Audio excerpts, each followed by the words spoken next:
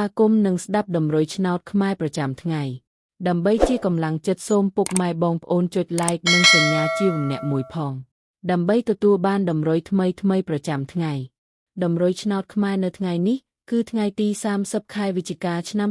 2025ដើម្បីកុំឲ្យខាតពេលយូរសូមស្ដាប់តម្រុយឆ្នោតពី admin មានលេខ55224318សម្រាប់ប៉ុស្តិ៍ APCD សម្រាប់លេខ OSAD មិនមាន2គ្រាប់គឺ OS ខ្ទង់50និង20សម្រាប់3លេខគឺ admin មាន2គ្រាប់ផងដែរគឺមានលេខ775គុណ